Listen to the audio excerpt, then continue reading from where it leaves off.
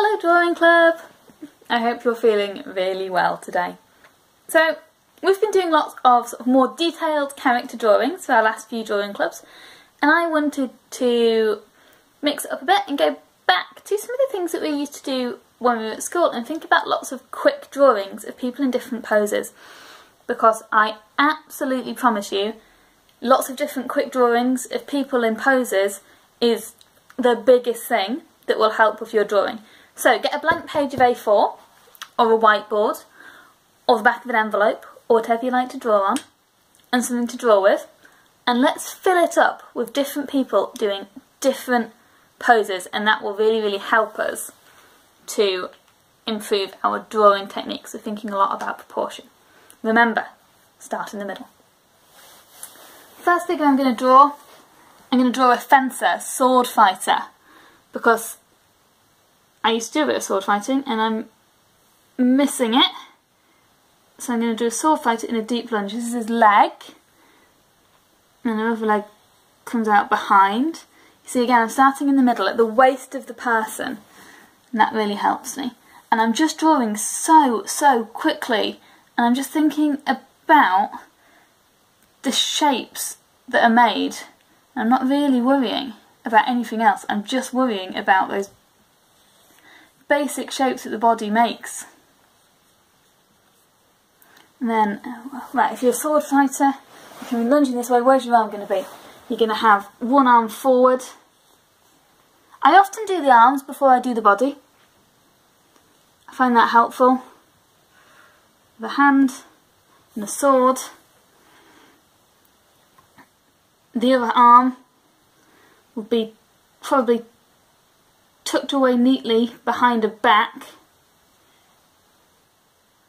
or possibly on a hip.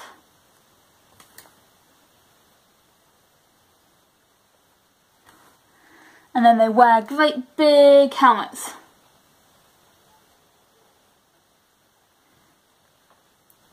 Which kind of they look like beekeepers.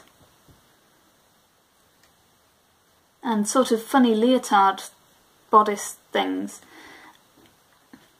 So, that's my sword fighter, and then I'm going to move on and do somebody else, and I'm not going to spend any longer than that on an individual pose. So, somebody requested somebody cutting hair, so I need to draw one person in the seat, so starting in the middle, their hips will be there, their legs will be coming forward and down off of the seat. They'll be sitting up and maybe have their arms on their legs.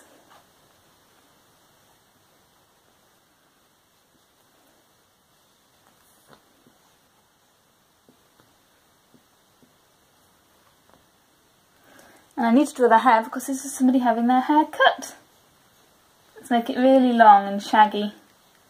Just like mine's getting, just like we're all getting. And we'll do a bit of it going up like that because that's going to be where the haircutter comes. She's sitting on a chair, so let's draw the chair in. That's another tip: if you're drawing somebody sitting on a chair, draw the person first and then put the chair in behind. Again, not worrying about any details, this is about doing it quickly. The person standing behind, we're going to start in the middle. The middle of them is probably going to be about here. And their leg, put some legs on the chair. Their leg is going to come down the side, and I'm going to put their feet in here. I'm not going to put their feet at exactly the same place as the person sitting down because they're stood behind them. And that's one of the things that we do to give a clue. And another leg, and behind the chair. And then they'll be stood up tall. Again, I'm going to do my arms first. It'll be coming round like that, and maybe holding on to a pair of scissors. I think I'm going to put their other arm on the back of the chair. And then their hair, that can also be long and shaggy.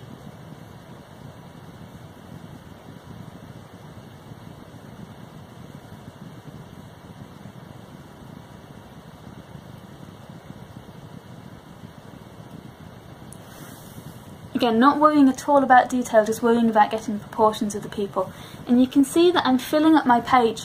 I want you on your page to fill up all of the space of as many different people as you can, doing as many different activities as you can. I think I'm going to draw somebody sitting and reading a book, and I'm going to draw this person sitting cross-legged on the floor. When I draw people sitting cross-legged, I again start as I always would, with the hips in the middle, and the legs round. I've done curvier lines here because I'm really inspired by Axel Scheffler, who does the drawings for The Gruffalo and books by Julia Donaldson, and he never gives people sort of particularly spiky limbs. So if I'm drawing a picture of lots of movement in it, like the fencer, I do quite carefully the joints. And if I'm doing somebody relaxing, I'd probably use bendier lines because it gives more of a relaxed look. Again, that's just some of the way that I like to do it. You don't have to worry if that's not something that makes sense to you. This is about taking the time to develop your own style. This isn't so much about producing a beautiful drawing, it's developing that style. Now if I'm sitting cross-legged reading a book, you won't be able to see a lot of the front of me. A lot of what you'd see is the book. So I draw the book first. Normally when I draw somebody holding something in their hands, I draw it afterwards, but with this, I would draw that book first. And then I would go for the shoulders, hands coming round, and holding the book. Same on the other side. And then some hair.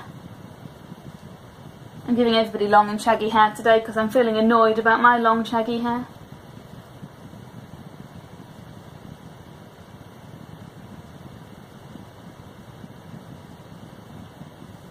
And then I need to connect the top and the bottom, but that's going to be behind the book, so we're not going to worry too much about it. The really important thing is not to spend long on each of these drawings. It's about thinking about basic shapes. I can look at any one of these and tell you why I'm not happy with it. I'm not happy with my fencer because I don't really think the arm is long enough compared to the length of the legs. I'm not happy with these guys because I think it looks a little bit like this person's made of Lego and where are their necks. I'm not so happy with that. I'm not happy with this person because they look like they're leaning right over. But looking at our drawings and going, I'm not happy, I'm not happy, I'm not happy, won't help us improve. What helps us improve is going, something to learn for next time.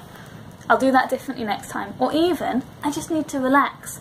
I need to get into the habit of doing lots of these quick drawings. They'll make a huge, huge difference to the way that you draw. So I'm going to give you a few quick tips, a few easy things that you can just bear in mind when you're drawing, and hopefully that will help you. So, let's treat this as a bit of a troubleshooting section, some things to bear in mind when you're drawing. The first thing to think about is legs. A lot of you have, when you draw a pair of legs, you draw them like this. So that will be like a pair of trousers with a pair of feet sticking out at the bottom and then a body coming out of the top. Legs don't look like this. This sort of right angle at the bottom of legs, is that what people's legs look like? Legs meet like a triangle.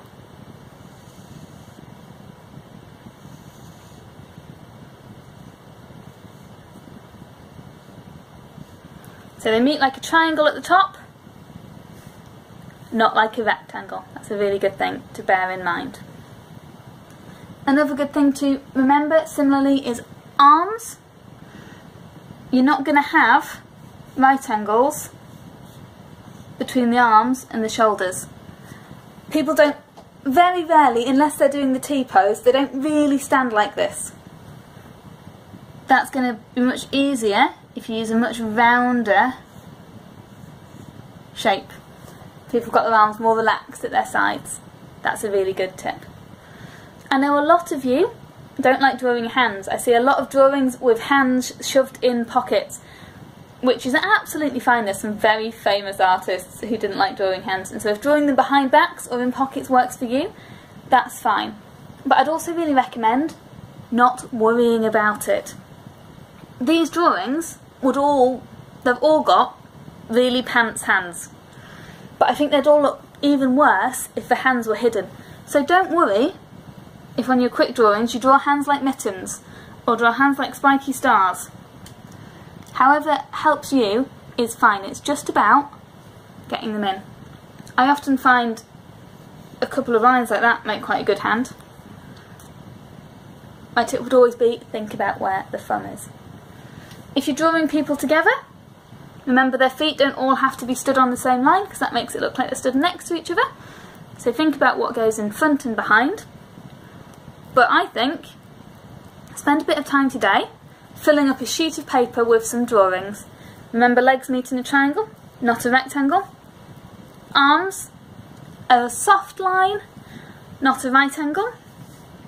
And hands, don't worry if it's not right, give it a go. It's better than hiding them. I'd love to see your drawings, and I will see you next week. Bye bye!